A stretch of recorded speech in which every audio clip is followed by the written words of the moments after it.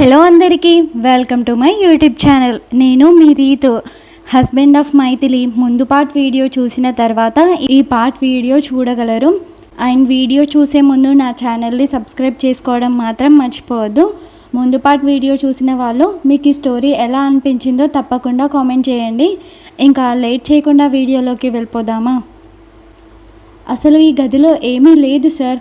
Maybe he is pre planned. ఒకే ఒక్క pen drive దొరికింది, కానీ ఇందులో కూడా ఏమీ లేదు. It's empty. ఇట్స్ ఓకే, ఇంకా ట్రై చేయి. షూర్ సార్, ఉంటాను. నిట్టూర్చి వెళ్ళి స్నానం చేసి పూజ గదిలోకి వెళ్ళింది. పావుగంట తర్వాత బయటికి వచ్చేసరికి కావేరి నవ్వుతూ ఎదురొచ్చింది హారతి పళ్ళానికి. అత్తయ్య, హారతి తీసుకోండి. నవ్వుతూ హారతి తీసుకొని, ఈరోజు కోసం ఎన్నాళ్ళ నుంచి ఎదురు చూస్తున్నాను. ఇన్నాళ్ళకి నా ఇంట్లో దీపం వెలిగించడానికి బంగారం లాంటి కోడలు వచ్చింది. నవ్వుతూ మెటికలు విరుస్తుంటే, ఇదే ప్రేమ కడవరకు ఉండాలి అత్తమ్మ, అలా అయితేనే పొగడండి అంది.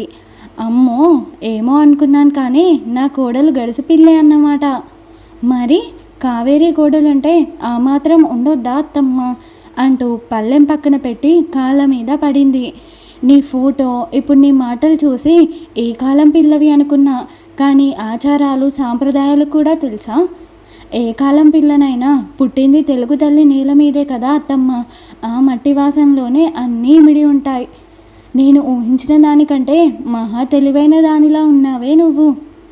ఏదో మీ దయ అత్తమ్మ అంటుంటే గట్టిగా నవ్వి, మీ అత్త మీదే పంచులు బాబోయ్, నీతో జాగ్రత్తగా ఉండాలి. సరే, కానీ ఈరోజు మన ఇంటికి కొందరు అతిథులు వస్తున్నారు. వాళ్ళందరికీ నువ్వు ఏదైనా ఒక స్వీట్ చేసి పెట్టాలి, సరేనా? అతిథులు అంటే మామూలు వాళ్ళు కాదు, మరి మీ మామయ్య గారి అమ్మమ్మ వాళ్ళ అక్క చెల్లెళ్ళు అంటే అర్థం చేసుకో నువ్వే. అవునా, మరి వాళ్ళకి ఏం స్వీట్ చేయమంటారు అత్తమ్మ? నీకేం వచ్చు? ఏం చేయమంటే అది చేస్తావా? మీరేం చెప్పినా చిటికెలో కాదు కదా. ఒక శతాబ్దం టైం ఇచ్చినా నా వల్ల కాదు. అదే చెప్పాలనుకున్నాను అత్తమ్మ. నాకు అసలు వంట రాదు, తినడం మాత్రమే వచ్చు అంది నవ్వుతూ తనని తదేకంగా చూస్తుంటే. అంటే అత్తమ్మ, వంట వచ్చని మీకు అబద్ధం చెప్పి వాళ్ళు వచ్చాక పరువు పోవడం కంటే ఇది చాలా బెటర్ ఆప్షన్ కదా అంది. సర్లే, నేను నీకు ఇప్పుడు పాయసం ఎలా చేయాలో చూపిస్తాను. నువ్వు ఆ ప్రాసెస్ బట్టి పట్టేసి వాళ్ళు వచ్చాక అలాగే చేసే, సరేనా? Good idea.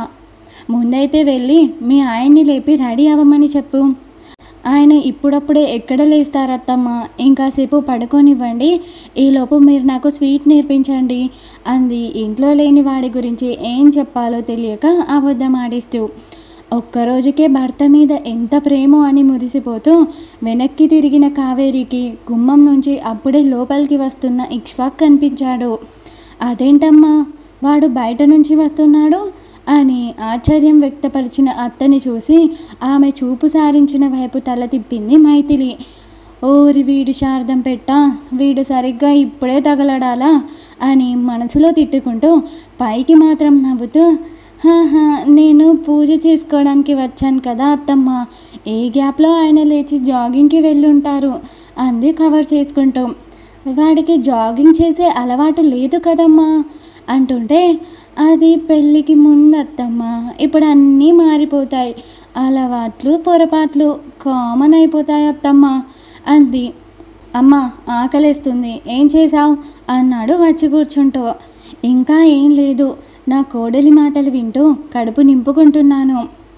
అబ్బో, ఏం చెప్తుంది ఇది మా అమ్మకి అని మనసులో అనుకుని, మాటలతోనే కడుపు నింపుకుంటావా, మాత్రలు వేసుకునేది ఏమైనా ఉందా అంటూ తినకముందు వేసుకునే టాబ్లెట్స్ తెచ్చి అందించాడు. ఈరోజు నా కోడలు పాలు పొంగించాకే అన్ని పనులు అంది టాబ్లెట్ వేసుకొని. నాకు ఆకలేస్తుందమ్మా అంటే పాలు పొంగాలి, వెన్న కావాలంటావేంటే అన్నాడు కావాలని లేని ఆకలి సృష్టిస్తూ. వీడికి బాగా బలిసింది అని వస్తున్న బూతులని మనసులోనే ఆపుకొని, మీరు ముందు వెళ్ళి ఫ్రెష్ అయ్యి రండి, ఈలోపు మీకోసం వేడివేడిగా పాయసం చేసి పెడతాను అంది మిలి అతి నవ్వుతూ. నీ తొక్కలో పాయసం ఎవడికి కావాలో పుల్క మొహందానా అని మనసులో అనుకొని, ఇప్పుడు పాయసం ఏంటి, నాకు ఆకలేస్తుందంటుంటే విసుక్కుంటూ అన్నాడు. ఇక్షు, నువ్వు ముందైతే వెళ్ళి ఫ్రెష్ అయ్యి రాపో, నేను చేస్తాను కదా అనగానే, అదేంటమ్మా ఇంకా నువ్వు చేయడం ఏంటి? ఈ రోజు నుంచి అన్నీ తనే చూసుకుంటుంది. నువ్వు ఇంకా రెస్ట్ తీసుకో, ఈ పనులన్నీ ఆపేయి. తనకి వంట రాదంట నాన్న. రాకపోతే నేర్చుకుంటుంది, కానీ నువ్వేం చేయడానికి వీల్లేదు. మీ అమ్మ పిచ్చితో నువ్వు నీ పిల్లాన్ని కష్టపెట్టకురా. తనకి ఇవన్నీ కొత్త కదా, నేర్పిస్తే నేర్చుకుంటుంది. కనీసం తనకి నేర్పించాలి కదా.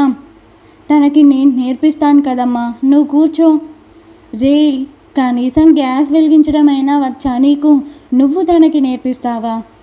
అమ్మ, నేను చూసుకుంటా అన్నాను కదా, నువ్వు కూర్చో, సైలెంట్గా కూర్చో అని భుజాలు పట్టుకు తీసుకువచ్చి కూర్చోబెట్టాడు తల్లిని. నువ్వు నాతో రా అని చేయి పట్టుకొని లోపలికి లాక్కొని వెళ్ళాడు మిలీని. ఆ అతి చనువు చూసి ఇంకేదో అనుకుని నవ్వుకుంది కావేరి.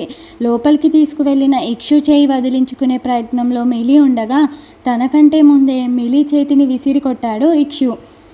ఏయ్, మూసుకొని ఏదో ఒకటి చేసి తీసుకురా. మా అమ్మని కష్టపెట్టావో నీకు పైసా కూడా ఇవ్వను అన్నాడు వాన్ చేస్తూ. వీడికి బలుపు కిలోల్లో కాదు టన్నుల్లో ఉంది, చెప్తా వీడి పని అనుకొని, అలాగే సార్, నేను చేసినవి తిని బ్రతుకుతానని మీకు అంత నమ్మకం ఉంటే నాకేం ప్రాబ్లం లేదు అంది. అమ్మాయి వయ్యుండి వంట నేర్చుకోకుండా ఇన్ని రోజులుగా ఏం పీకుతున్నావే? అయ్యో సార్, మీకు పెళ్ళంగా వస్తానని ముందే తెలుసుంటే వంటలతో పాటు మీకు నచ్చినవన్నీ నేర్చుకునేదాన్ని కదా సార్. నీకు పొగరు తక్కువ లేదే అంటూ దగ్గరికి వచ్చి మిలి దవడలు బిగించాడు. ఇంకా ఉంది గాయ్స్. ఈ స్టోరీ కనుక మీకు నచ్చినట్లయితే నా ఛానల్ని సబ్స్క్రైబ్ చేసుకొని బెల్ ఐకాన్ని ఆన్లో పెట్టుకోండి. అలాగే నెక్స్ట్ ఎపిసోడ్స్ వెంటనే చూడాలనుకుంటే మెంబర్షిప్ తీసుకోవడం మాత్రం మర్చిపోవద్దు. కేవలం 59 రూపీస్ మాత్రమే. నెక్స్ట్ వీడియోతో మీ ముందుకు వచ్చేస్తాను. అంతవరకు బాయ్ బాయ్.